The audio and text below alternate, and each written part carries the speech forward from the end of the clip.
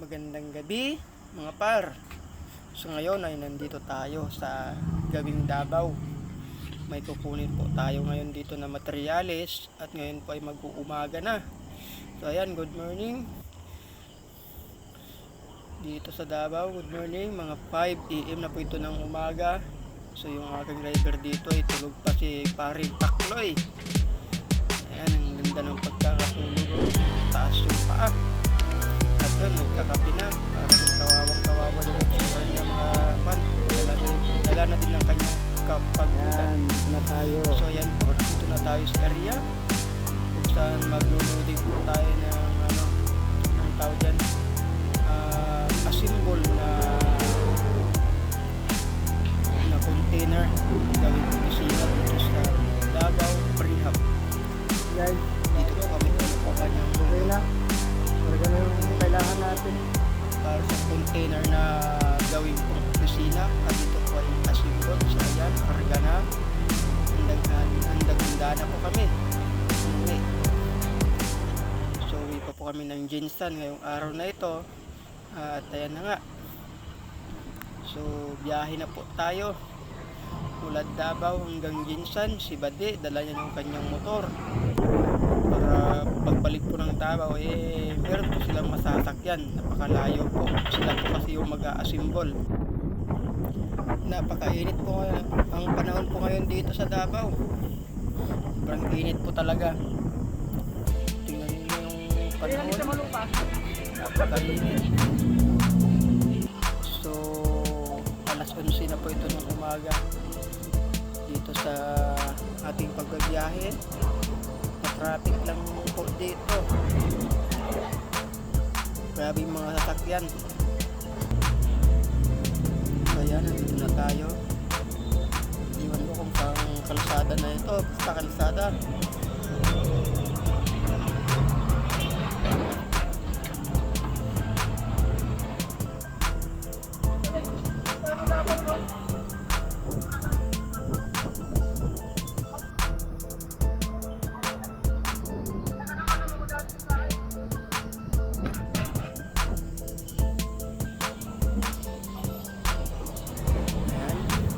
Traffic, mainit po dito.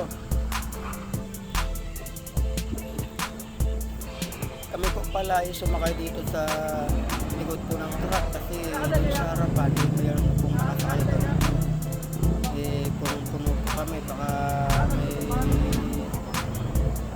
may manghuli sa atin doon kung doon po tayo sa lahat sa harapan. So pagsamantala, lilipat po tayo mamaya doon. Daming sakyan, traffic.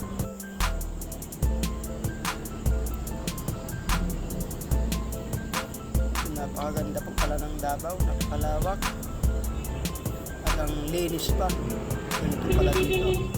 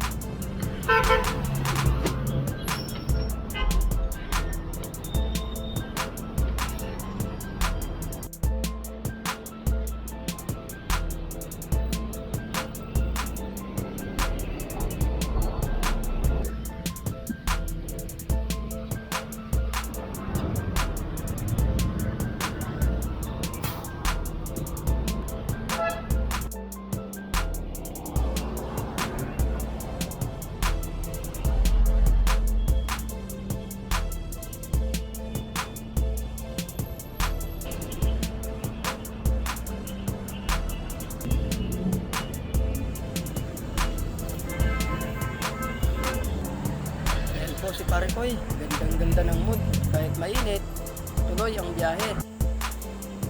So ayan, okay, traffic nga lang, parang hindi na gumagalaw yung ating sakyan.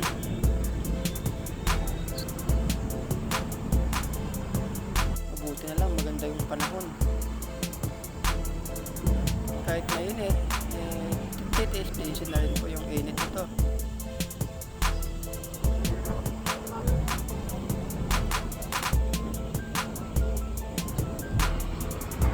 Huwag pong kalimutan mag-iwan ng bakas, mga par. Like naman po and subscribe sa inyo.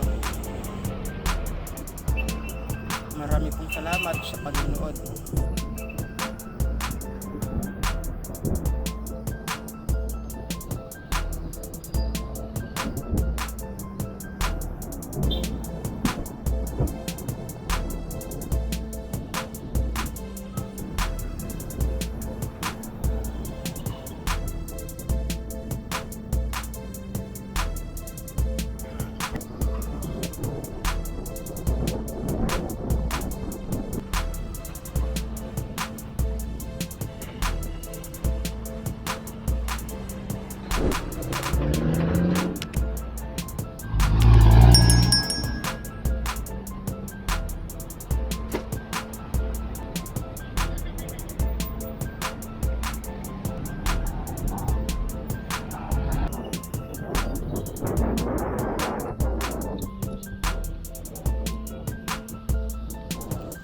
Hindi ko po akalain na ganito po pala kalawak at kaganda ang Davao City.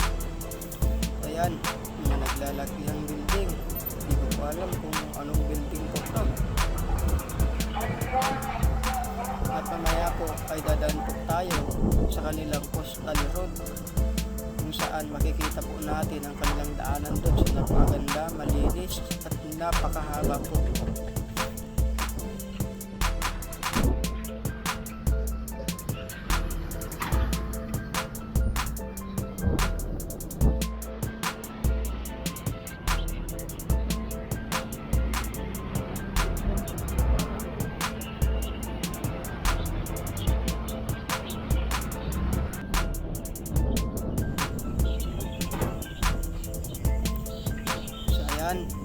Nandito na po tayo sa tinatawag po nila na Postal Road ng Davao, kung saan tanaw po natin yung dagat at maganda po dito mag-jogging-jogging.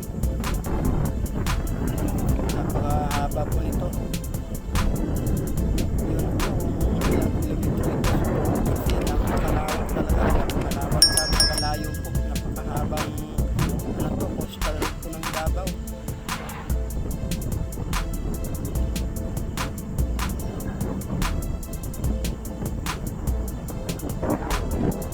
Napakalinis.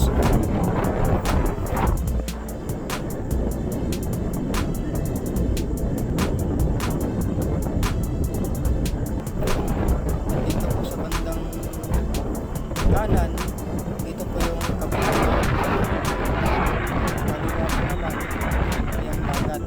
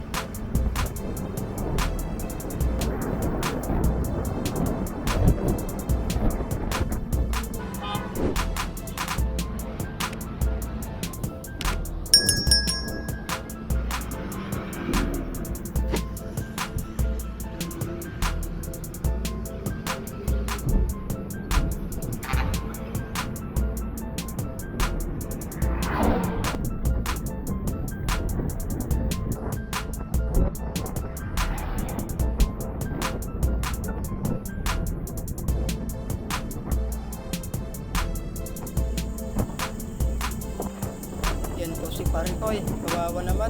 Ang initan. Ako naman dito, sasalita, pero hindi po dinig kasi napakalakas po ng hangin ng takbo natin. Kasi mabilis po yung takbo natin, kaya hindi po dinig yung mga salita ko.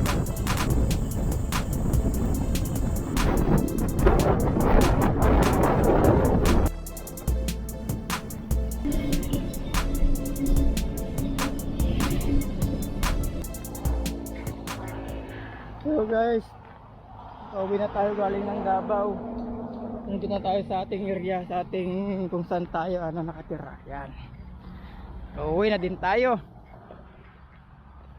Nga pala itong mga bakal na to, ito yung gagamitin nila sa pundasyon, sa pundasyon sa building. Para kung mag-excavate sila, hindi mabar down yung lupa. Pang sa gilid. So hanggang dito na lamang po itong ating video. Marami pong salamat sa panonood.